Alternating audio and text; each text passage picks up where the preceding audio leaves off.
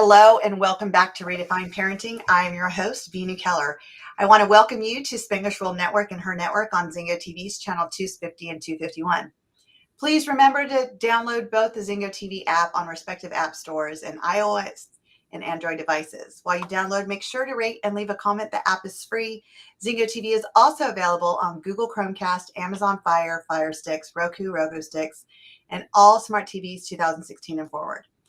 So today I feel like we have a big treat because a lot of the guests that I bring on are adults and we have different ideas of what it's like to parent kids. And one of the things that many of you listeners hear me talk about is the generational gap. And if we're going to try to parent our kids the way that we were parented, we're going to fail. We're going to fail because we are living in a totally different generation. And being able to understand our kids is probably the biggest mystery. So what I did is I brought in one of my clients, Kate Young. Kate, welcome to the show. Thanks for having me. I'm so excited to have you. And the reason why I brought Kate was because, I've been coaching Kate for over a year now, I think it's been.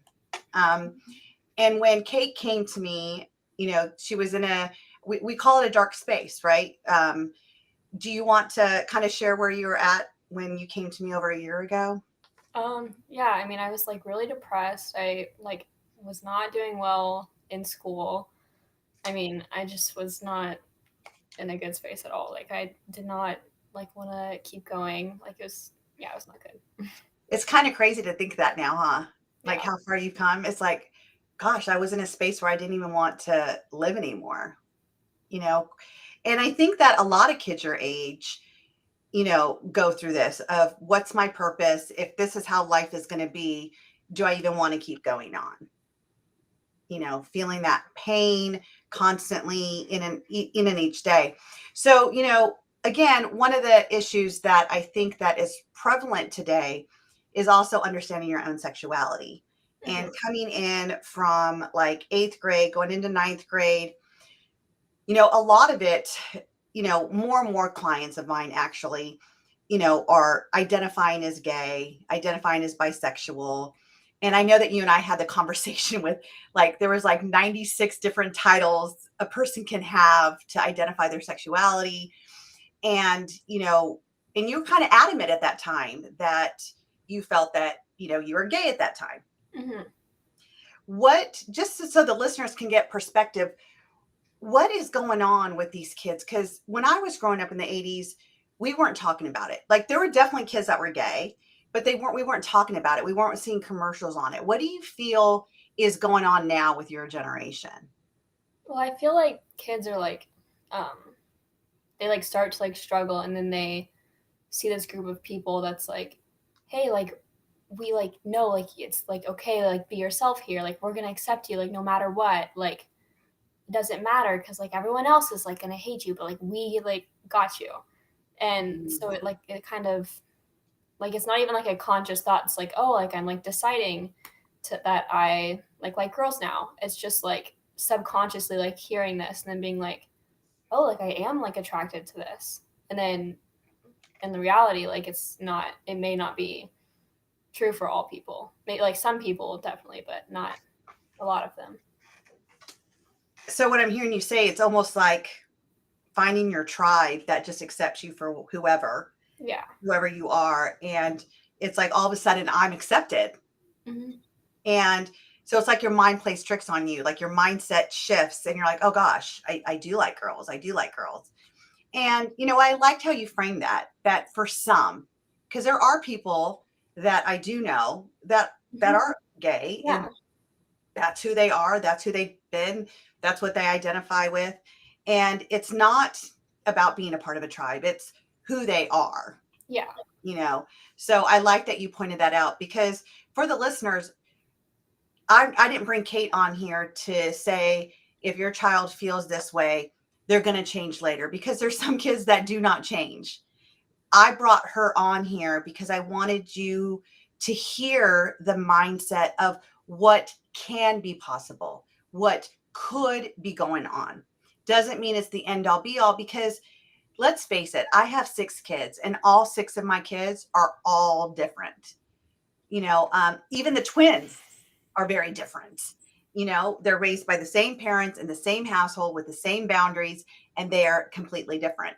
So, I just want to make that very clear to the listeners out there that this isn't for everybody, but I wanted to bring Kate on because when do we get an opportunity as adults, as parents, as teachers, as grandparents to really hear what's going on, the pressures that they have to face day to day?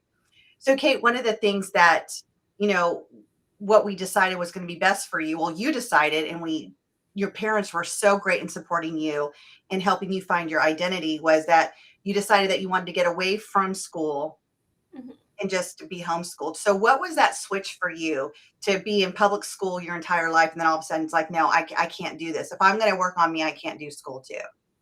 Yeah, I think like the main like reason I decided to switch was like school is like such a major source of like anxiety and like all these things are like coming at me. But like I just need to like take a step back and like just work on myself. And like at first it was like perfect for me. Like it was like, yeah, like I needed this, like I can just do school on my own, which keep myself accountable was a little bit of a struggle.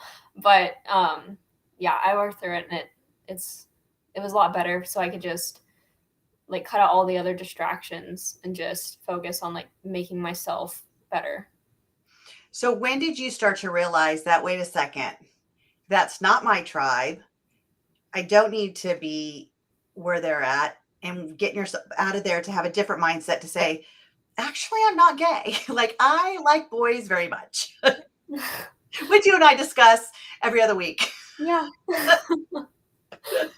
Yeah. I think like the main thing was like changing like the media I was like consuming because like Mm. all of like the books I was reading and all of like the sides of like the internet I was on was like feeding it all to me like all at once. And then I like slowly started like distance myself from that. Like and it was kind of like the same time like as I stopped going to school and like I don't know, I just like took myself away from like all the distractions and then just like focus on like what like I actually like felt. And like then I realized that like no, like it's like not for me. So, what I hear you saying is that a lot of it is not just the peer group that you hang out with, but it's the social media, it's the sites you're going to, it's what you're filling your brain with, really. Yeah. And when you start to switch that, it all of a sudden you start to realize, yeah, I'm not resonating with that anymore. Hmm. And I know that you got really into your church. I mean, you've always been part of your church group, but I know last summer you did camp after camp after camp, and you surrounded yourself with people who accepted you for who you were and were like-minded people. And I feel like that also, because you got influenced by I call them the tribe, like the group of people you hang out with, Yeah. and that were not pushing or forcing or influencing in any way. Yeah, Would you say? because I feel Yeah. like at school, I mean, I was like with like a group of friends who were like not like they were like forcing me to be anything, but it was also like most of them like were like bisexual or some like at least like something. Mhm. And then when I like stopped, like no one was like pushing anything on me, and then I like had more time to like be around people who like thought the same way as me, and realized like that's not like who I was. So what does peer pressure look like for you guys nowadays? So like peer pressure for us back when I was growing up was like, come on, Veenu, you want to try it. You'll be cool if you try it. Come on, don't be stupid. No one's gonna know. Come on, try the cigarette. Like that was peer pressure for me. What does peer pressure look like for kids your age nowadays? Well, I feel like most people like they don't like think they're like peer pressuring you, because most of the time it's not like, well, if you just do it, like you'll be so cool. Most of it's like, oh my gosh, like everyone around me is doing it. Like I don't want to be the only one left out from this. Like if I like smoke or drink or like the same gender, then like I'm like cool and I'm accepted. Like I'm not like what everyone else is like doing. You know? So it's almost like a passive way that they're peer Yeah. pressuring you. So It's it's almost not like they're showing you all the fun and you're watching, you're like, okay, if I'm going to be like them, then I got to do like them if I want the fun Mhm. like them. Yeah. Yeah, it's definitely different. And what do you feel, I've always told people, who you spend your time with is who you become. A Mhm. lot of kids will say that's not true, that's not true. So I want to ask you, you're 16, how true is that statement for kids your age? I think it's like pretty true. I mean, if you like have like a solid like group of friends, then like you can have like your differences and stuff, but like you'll I mean even just in like passive voice, like you'll like like start to like say things like that they say like little phrases or like act the way they act or whatever. And then also like some like big ways, like if you're the group of people you're hanging out with is maybe like not the best, then you'll start to like accept kind of like some of the bad things too, even if like you don't realize it. So I feel like it's definitely true. So for parents that are listening that really like have a child that's starting to pull back, they're wanting their alone time, they're staying in their room all the time, they're not wanting to even come to family dinners. They just want to get away from their parents. What would you say to the parents out there? How could they support their kids if they're going through a time period like that right now? Yeah, I think you just have to like kind of go into it with like no judgment, because like what they're feeling is like, I mean not everyone, but what they might be feeling is like, oh, like I just like want to be like alone, like nobody like gets me or whatever. So I feel like you have to go into it with like a headspace of like not like judging them or like trying to like push them to like do things or really. So how would a parent do that? So put yourself back in your shoes, gosh, almost 2 years ago. Mhm. And when you're pushing your parents away who want, I mean, and your parents have been so supportive. They would do Mhm. whatever it took. They did whatever it took to get you where you are today. So I just want to, first of all, just applaud your parents because they have just been a beautiful rock for you, Mhm. and but going back to those times, like when you were in the thick of it, when you were trying to push your parents away and wanted your alone time, trying to figure this out, what could they have said differently to open that door? How would you know they weren't judging you and that they were really trying to quote unquote get you in that moment? I'm honestly like not really sure because I think they definitely like tried their best to like really get me to like open up and like come be with them. But like I was just in like such a headspace of like I was just like such like a dark cloud over me that like I like couldn't even see it. So I'm honestly not sure. No, that's good. I mean, and this is the honest answer because that's what kids do feel, right? It's Mhm. it's like they want that love and support, and at the same time they don't know how to open. Because I remember that spot that you were in, and it was, here's my hallucination about kids today is that they don't want to disappoint their parents. They don't Mhm. want their parents to feel like it's their fault. They don't even understand what's going on in their brain and their mental health. And so trying to explain it to their parents, it's like they have no words. Yeah. And so it's better to just be quiet, push everyone away, than let them in and try to process it with you. Yeah, because it's like I know this like this feeling is like wrong. Like I shouldn't be feeling this, but I am. Like I don't know why. And like if they like try to ask me questions or like even just try to like spend time with me, like I'm pushing them away because like I don't even know what's going on. Like I don't want them to like be disappointed in me. Right. Right. And it's funny because like you said, your parents were there from the beginning trying to support you Mhm. and you saw that. It's like I see like the parents reaching out and then you're reaching out, but there's such space in between because it's like we don't know how to connect. We don't know Yeah. how to you don't know how to receive and they don't know how to give you what you need to receive it. Mhm. you know and that's why, for my listeners out there, I think coaching works so well for kids because it gives them someone that, a I was never going to judge Kate. She had a safe space to tell me whatever she felt, and she did, and she told me a lot of things, and things that she knew I wasn't going to judge her. She didn't have to worry about hurting my feelings. She didn't have to worry about me thinking that it was my fault. She just had an open space to kind of let everything out, and even if her thoughts didn't make sense, she was able to just say them without any type of judgment coming towards her.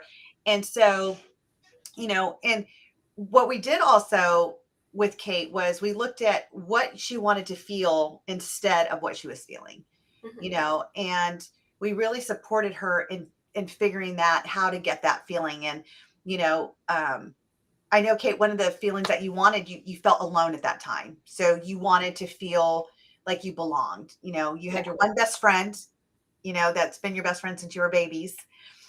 But she didn't live by you. So it was like you only got to see her occasionally. And it was interesting because I noticed that probably after like 2 or 3 months of coaching, you started to build a new foundation of friends at church. Yeah.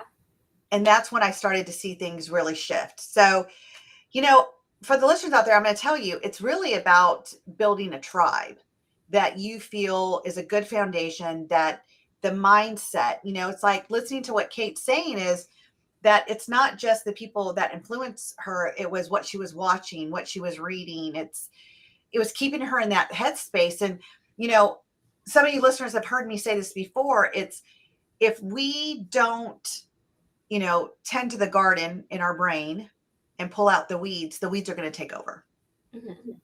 And they're going to suffocate all our good thoughts, all of our good intentions, because that's what weeds do. They suffocate the beauties of the flowers, right? Yeah. So, what I love that you said is that you just started to shift your perspective and you found positive podcasts. I think it was Emma Chamberlain, Yeah. right? That was the first one that you started listening to. What was it about her podcast that really drew you into it? I mean, she just was like so like real and like she also like struggles with like depression, anxiety, but she's still like super, or she like seems super fun and like super chill, and like she doesn't let it like take over her life, you know. So I thought that was cool. And she was more your age. Yeah. Not a big old like older adult, yes. And Mm-hmm. I think so. So hear what Kate is saying. You know, she found a podcast with somebody that was like-minded, that Kate was able to match with her, because she's like, oh, I felt that. But she also saw a role model that was more her age, that was showing that she wasn't the diagnosis. It was a part of what she feels, but it wasn't who she was. She didn't accept it as her identity. And I know, Kate, you and I would talk about some of her shows, how she just would just talk about like day-to-day things and how she got through them. And, you know, it really inspired you that, wow, like I can detach any diagnosis or any thoughts or opinions people have of me Yeah. and not make it like, oh, this is who I am. Mm-hmm. It was just a feeling in that moment. It's just a thought you had in that moment, and you were able to distract yourself from it. When you were at school, you know, and I know that you're ready to go back to school too, right? So Yeah. it's so beautiful to see your full transition from the public school, being around kids, to saying, okay, I'm going to find myself. And now it's like, I'm ready. You know, I Yeah. know who I am. I know what I stand for. I have the strength. I have the confidence. I'm ready to go. And you're starting school, you know, this fall. And you're going to be a junior now, right? Yeah. So what is it that kids deal with day to day? Like literally, like in your classroom, why are kids feeling so alone when they're at these big institutions we call school with so many kids? Like, how do kids literally feel so alone? I mean, I think part of it for me was just like my anxiety about everything, because like it was just like this feeling I had, but then also it was like that feeling plus like, oh, I have like this assignment due like then, and I only have like so long to work on it, and I like have to see this person when I go in the hallway, and like I just don't want to like deal with it. And then also like my friends like are starting to like spread rumors about me, and like I don't know like what's going on. So I feel like distancing myself from like all of that was really the right decision, because you know, just going through school, like the schoolwork was like fine, but then there's all the other pressures on top of that were just like overwhelming. So, what I'm hearing you say, it's not just the school pressure of the assignments and what's your expectation of that. It was also the pressure of your peers, Yeah. like having the expectations to live up to or lack thereof, and then them talking about you. Yeah. And it seems like kids your age, it's like every time they're turning around, they're trying to put out another fire.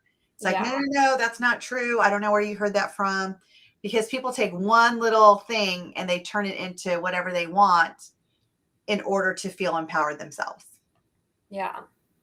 That's Yeah, what they're because it doing. was like I turned one way and it was like, no, like I don't know like why my friends aren't talking to me. Like I don't know why they're spreading rumors about me. And I turn the other way and it's like, Kate, like why are you almost failing math? Like what's going on there? And I like turn the other way and it's like, there's just a lot of stuff going on. It's like, why am I starting to like feel like so like depressed? Like I've never felt this way before. And then it's all those things adding up to just not good. So, what was the key thing? Like, would you say, how was your life when you were like in elementary school and middle school? Well, in elementary school, I always like excelled. Like I was in like the like gifted and talented program in my little elementary school, and like I didn't ever have to like try for anything. And then like I just had like one or two or three friends. Like it was like fine. And then I went to middle school, and there was so much drama like every single day, like without fail. And then the classes started getting harder, and I actually started having to like try in classes. And then by like the end of middle school, like it all just like I don't know, I guess it all just like came to like a boiling point. Mm. So, would it be like eighth grade? Yeah. It's interesting because when I got my psych degree and I was studying, they said eighth grade is the toughest year for a student. It's really when everything is coming to front and center of who am I? What's my purpose here? Who are my friends? Are they really my friends? Am I living life to meet their expectations, or am I living my life to meet my expectations, or am I living my life to meet my parents' expectations? Mm-hmm.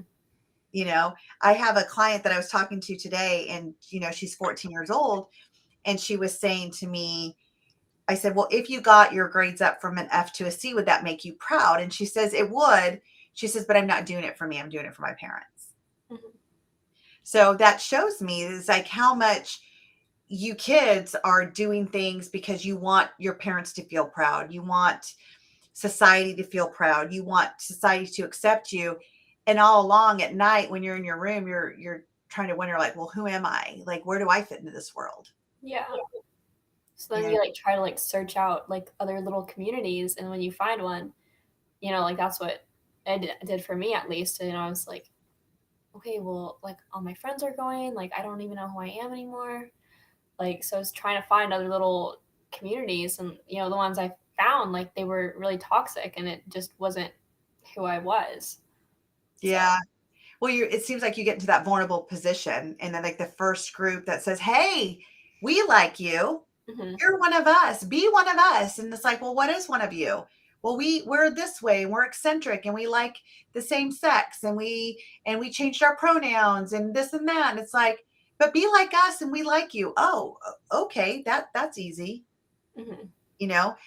And it's interesting because I have another client when I about a year ago, she was 12, and she said, what does it matter what my sexuality is? I'm mhm, 12. Like for real, I'm 12. What I'm going to be when I'm 13, who I'm going to like when I'm 15, who I'm going to marry, I don't know. So I don't even want a label.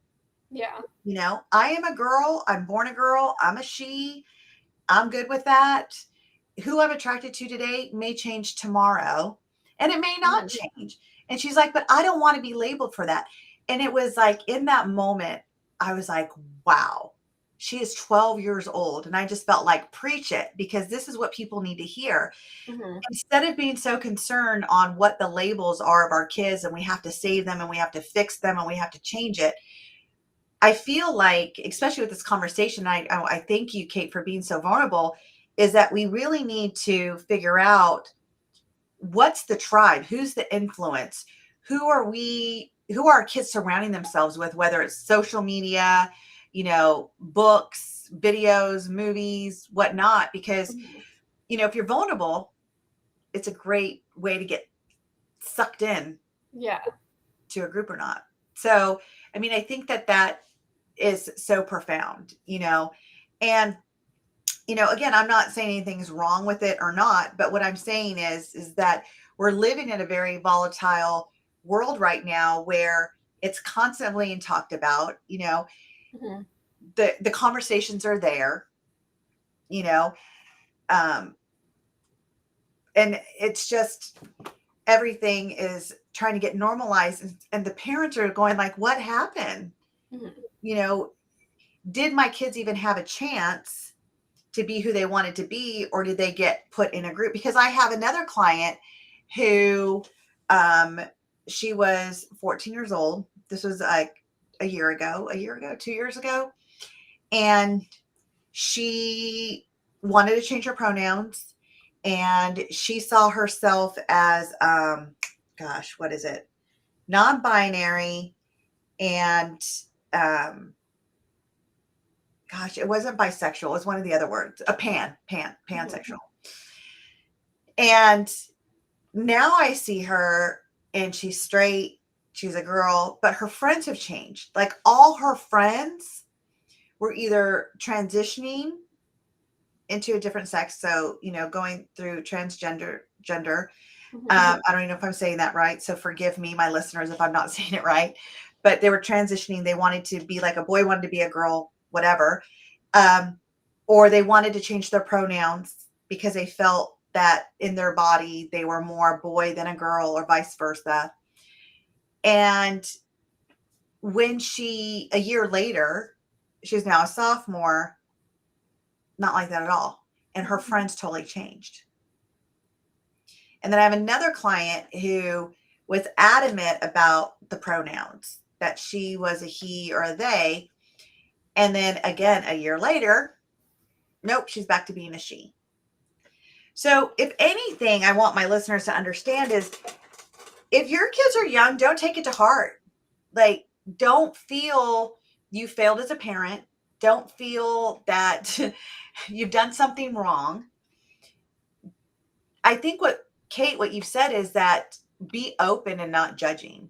Yeah, I think like one of the main things is like also like, if your kid like you find this out about them or like they tell you, like don't like attack it, because I feel like if it's like attacked and they're like, no, like I really do feel this way, because they probably like do in that moment, and then they're probably gonna want to be like, like, oh, like my parents just don't understand me, like they're just like everybody else, like I like, and then they go like farther into it. I feel like so. Right.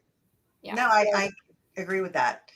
I mean, let's just face it, because even in my days, the more my mom said no, the more I was like, oh, maybe yes. Yeah. Don't do that. Oh, maybe that's do that. Mm-hmm. And kids do it to this day. Like, I mean, I know that one way to get my kids to not do something is to tell them to do it. Like, seriously. It's like the opposite. Yeah. We call it reverse psychology. So, and that is like, it's especially in your age, like with the way your brain is developing right now. Like, you're going through a rapid brain development in these years. Your brain will be fully developed at 25, and for boys it's 28. And so your frontal lobe, which is your reasoning, your executive functioning, it's starting to develop. So this is where I tell parents, we have to be the frontal lobe for you kids right now, because you don't know the long-term effects. Yeah. And here's my opinion. And again, for my listeners, it's purely my opinion, and I'm not a doctor. So please understand, it's my opinion from just being a mom. It's We have to allow our kids to make some decisions and help them reason through them. And they may not understand our reasoning. And if we want to support them, we need to be able to at least hear what they're saying without judgment. And what that might look like without judgment is, if a child tells you, "Oh, I like this," it's not like, "Why? Why do you like this? Why do you feel that way?" Just tell them, like, "Tell me more about it. What makes you attracted to this? What, or them, or this person, or that person, or whatever it is." Mm-hmm. And investigate the information. Don't come in there with an opinion. And my listeners have heard me say this a lot: be curious, not critical. Mm-hmm. You know, it's more of a curiosity than it is I know you should do it this way.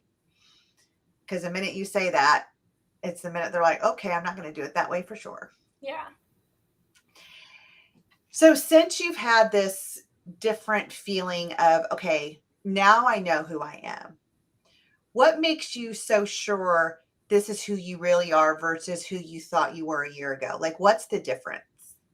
I think the difference was like before, like I was just like so like wool and run on, so like working through like everything that was like going on like inside me, that like I didn't really like have the headspace to like really think through like what I was like deciding for myself, or like the information I was like consuming. So like the logical thought processes like weren't going on in my head. It was just like purely emotions, because all like the logic was going into like, okay, like why am I depressed? Like how do I make myself better? Like I don't understand this. Like that was like 90% of my headspace, and the other 10% was like just like consuming the media that I was consuming. And then Right. now I would say like I'm not like in that space anymore. Like I'm like good mentally. So now I have like more of the headspace to like really like think through, like use my like logic to like really think through like what like I'm feeling, and like what like the media I'm consuming is like really like saying, Mm. and like what I actually believe. So when you said you needed to take time to work on you, what did that mean? How does somebody work on them at your age? Well, I think like the main thing like that we decided was like I'm not gonna like keep myself like in this space, because I feel like, you know, especially like with having a life coach, we're like deciding to like get better and like what's like the next thing, rather than like, oh, like why do you feel this way, you know? So I feel like the first step was deciding like, okay, like I'm actually like gonna like make the effort to like make like myself get better. You're going to get up, you're going to shower, you're going to get out of your pajama pants, you're going to Yeah. put on makeup, you're going to feel good about yourself. Yeah, because at first it was like really hard, because What? like it was like really hard, because like I couldn't even like get out of bed. I know. So yeah. I have chills. I just got chills when you said that because I went back to those moments, you know, and how, you know, every week when we were coaching, how it was, I'm doing better. What does better look like to you? I'm getting out of bed and showering every day. Like that was good. Like Yeah. that was your better in that moment. And then we just started building upon that, you know.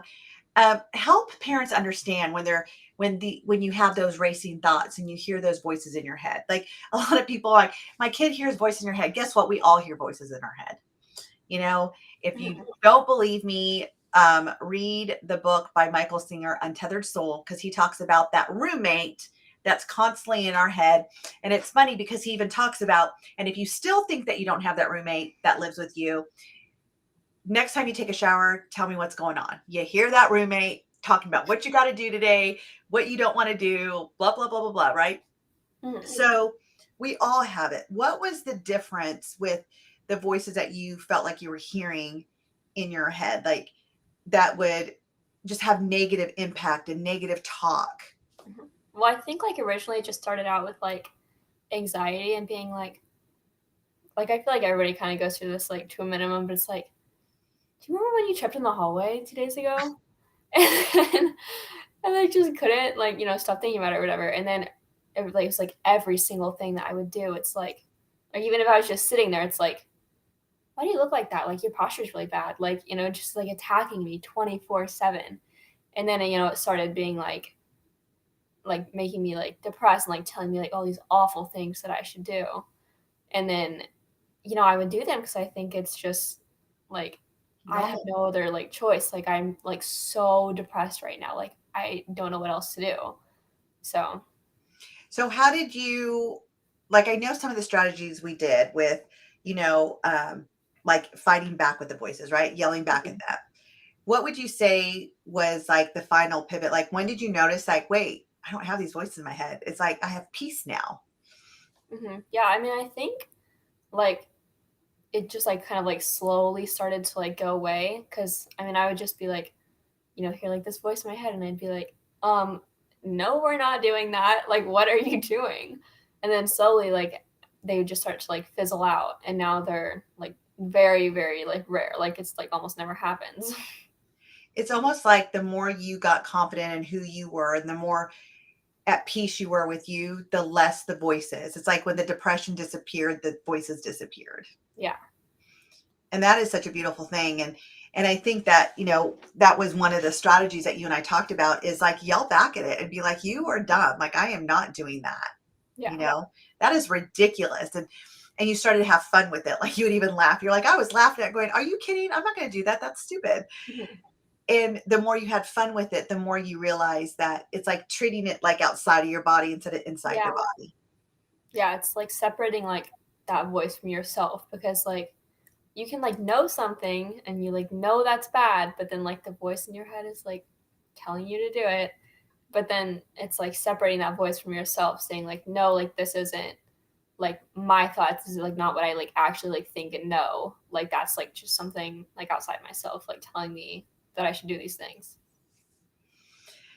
Yeah. And so for the listeners out there, so if you're, that's just a strategy that worked for Kate, maybe it'll work for, your kids too. If they're talking about it, it's have them see it as an outside thing, not inside of them. Have them give them control back. And that's what I really think it was about, Kate. It was giving you the control back, Mm-hmm. that the voice was no longer controlling you. You were controlling the voice. Yeah. And then all of a sudden it's like, wait, I do have control over my life. I don't have to succumb to this voice that's telling me to do stupid things, Mm-hmm. or because you don't know what else to do with your life. Yeah. What are some of the activities you started to do that you started to enjoy? Because I know like one thing is you started to use Pinterest and make, what did you call it again when you made your aesthetic? Yes, my aesthetics. Yeah. I mean, I guess like I've like always had Pinterest since I was like 11 or 12, but I guess I started like to use it. This is like so dumb, but I used it to like start like more with like a purpose behind it. It's like, oh, like this is like the house I want. Like I like am like vision boarding like what I Yeah. want like my like friendships to be, and like what I want like my house, like my future house to look like, or just like other like, or like my like future like outfits or whatever, like the person I like want to become, and I'm like striving like towards that. I love that. I love that. And that again, you are giving gold right now, Kate. You really are, because these are great strategies. So, for my listeners out there, if you have a teenager and they're going through stuff, we don't have to sit down and make a vision board and sit there and cut out magazines together. Pinterest is really great at this. Like, you can go and make these aesthetic boards. I had to Google that when Kate told me that word because I totally thought it was a different word. But I love that because let me ask you something. When you started to visualize what your friendships were going to look like on Pinterest, what do your friendships look like right now?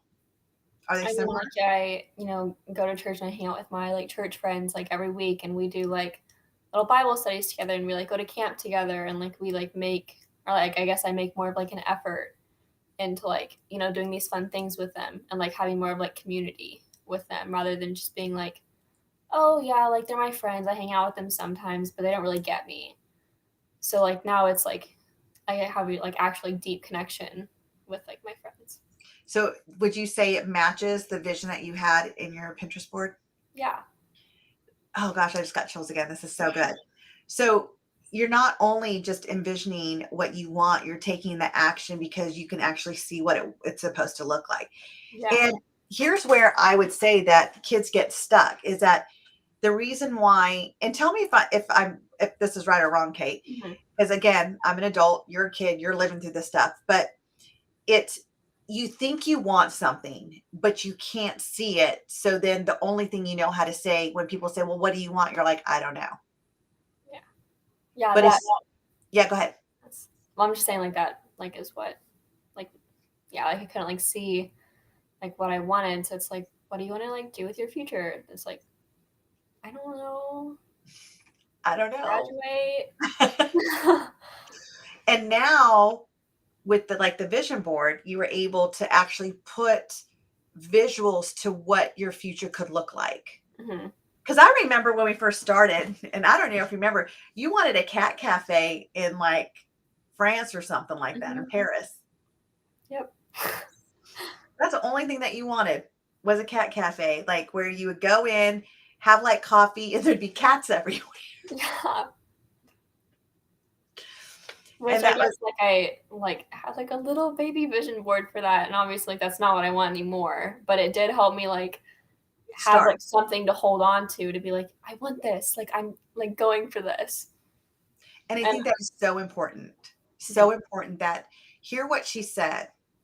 She said, even though it was small, it gave me something. It gave me something to hang on outside of her. So she didn't have to think about her. She can think about her vision in Paris with a cat cafe with the different cats. And Kate and I literally we used to talk about the different cats. We would talk about it. We would describe the books that because there would be a big library in there. We'd talk about the coffee she was going to serve. Like we talked about detail because in that moment it gave her something versus feeling like she had nothing, yeah, you know? And I remember like you even hired, one of my coaches with my company to help you with the homeschooling, to keep you on target, to keep you going. And I remember she's like, this is great. We can use that vision to really get her in like understanding math and business and stuff. And then there was a whole different curriculum with your school. So we figured out that wouldn't work, but that's okay. yeah, The point is that you having that small little vision really was probably the key component to pulling you out of that dark cloud, as you called it. yeah. I think it was like a mixture of like having something to like look forward to and like a goal to like strive towards, no matter how like far fetched it was, and then also like that in a mixture of like what content I was consuming. Mm-hmm. Well, you say it's far fetched, but it's really not. Like, Yeah, if you truly wanted that someday as a hobby, yeah, it could happen. I mean, it it could. could. So tell the listeners now, so how far you've come from being, part of an outpatient, going through therapy, then getting a life coach, going through the point where I don't even know the purpose of living, going through opportunity, like little pockets of self harm, going through feeling like, you were gay to really coming into who you are today. Just a year, like almost 2 years later, you have a solid foundation of who you are, what you want. You create vision boards. What do you see yourself doing now in the future? Well, like I have like a more of like a like solid foundation of like I know like what I want, and it might like change obviously, but like Sure. you know it's pretty solid now. Like like I want like a family, like and I want like a good job, and like I want to travel and stuff, and like I can actually like take steps to like get those things, like rather than it just being like I wake up and I'm like, why For did what? I wake up this morning? Like I did Right. not want to. And So your then now purpose. it's like I know what I want. Like I'm gonna like I get to like be 16 for now, but then like one day like I'm gonna have like a family and I'm gonna have like a job and I'm gonna get to like travel the world and stuff. That is beautiful. And what college do you want to go to? I don't know yet. But you know that there's a college out there. Yeah. Yeah. Because you're picking a pretty good private school to go to set Hmm. yourself up to win. So Yeah. there's going to be a college out there that you want to go and carry on your education. Yeah. And, I love it. I love that that you want to have a family and you want to travel and you want to, find that job that, and you and I talked about it, like the thing that lights you up. Hmm. It's like one of my mentors have always said, it's like the day that you wake up doing what you love is the day you wake up and you don't ever have a job again. Yeah. And, and you and I've talked about that. And so what I love is that fire in your eyes now and that spark in your eyes and the fact that you're actually happy to wake up every day. And it's like, I wonder what this is going to bring me. And your Yeah. weekends are busy and you're getting your driver's license. And Yeah. so I just want to share with our listeners, when I talked to Kate almost 2 years ago, I hope it's okay I share this, Kate. Yeah. I said, what is your goal? Like, what is your outcome with us coaching? And she's like, I want my freedom. I said, well, Kate, what does freedom look like to you? And she said, having a vehicle to go to Starbucks and get my Starbucks and just sit there and know that no one had to drive me and I was on my own and I could just drive there. And how great, like, what it came down to is like you were looking for freedom. You were looking for space to be you, Hmm. accepted. And now in a week you'll have your car. So your driver's license, you already have your car. and you can go. I can't wait for you to take a selfie at Starbucks and No, say, you'll be the first one. I'll send the picture too. we made it. We made it. We met your Oh, goal. A I year and a know. half later, 2 years, we met your goal. And I just think that is so beautiful to see where you were. And I love how you described it as a dark cloud. Mhm. You didn't make it about you. You didn't say, I was depressed. I was anxious. You said there was a dark cloud over me that kept me in this mood, if you would, Mhm. you know, and just like all dark clouds in our life, they come and they go, Yeah. you know. So for our listeners now, when you come up with challenges, because you're a teenager, so I'm sure you have challenges in your life, Mhm. how do you deal with them now versus how you used to deal with them when you had that cloud over you? Well, I think how I used to deal with them is like it's just another thing to add to the top of the pile. Like I don't really want to think about it. Like it's just adding to like the cloud. It's like not like I don't think I can like do anything about it. Like there's like I just don't like know what to do. Like I'm already dealing with all this other stuff. And I feel like now when like a challenge comes along, I'm like, okay, like how can we fix it? Like how can we like deal with it? Like do we need to do like this or maybe like this is like the better option? But like and then like picking through it to like find like what the like outcome will be. We definitely have moved you to outcome focused. Like, what's the outcome and what do I need to do to get there? Yeah. And what is beautiful is that through the coaching, that's probably been the most sustainable thing that you've created in your life is that it's not looking at something as a challenge. It's like, what's the opportunity? Even like when we get anxious, it's finding the gift, right? Like, what Mhm. is available to me right now that is going good in my life to give you that certainty? Because anxiety really comes from not knowing the uncertainty of something. Yeah. And it's so great because you do a lot of things now that bring a lot of uncertainty. Like when you're going with your best friend to a prom or something, it's like you don't know people there, but you're going with one person and you don't feel anxiety anymore. There's no social anxiety. You're going there to have fun. Mhm. And I think the difference is you're living now. Yeah. You're Yeah, 'cause not I just feel like surviving. yeah, 'cause I feel like when I like do still like have like a feeling of anxiety, I just take a deep breath and like let it go away and like just not pay any attention to it and I, just like let myself like separate myself from like that feeling. so would you say the real freedom is that what you've already established? You're no longer surviving, you're now living Yeah. and looking forward to it. So what is the next thing you're looking forward to in your life? I mean, probably just going to like summer camps with my friends and like just having fun this summer. And then after that, it's, starting at a new school and, you know, graduating eventually, but, making new friends through my new school and stuff like that. Do you feel like you're ready? Do you feel like you're ready for that next step and you're ready to debut who this Kate really is? Yeah, I'm definitely excited to start a new little chapter. This is so great. So great. So we have about another minute left. So just to wrap us up, if you could tell any of the parents out there, you know, what's something that you can tell them that they need to know about their kids, like to connect with them or to understand them? I mean, I would just say like don't go into it with like a place of like judgment. Like that's like really like how they are like feeling right now.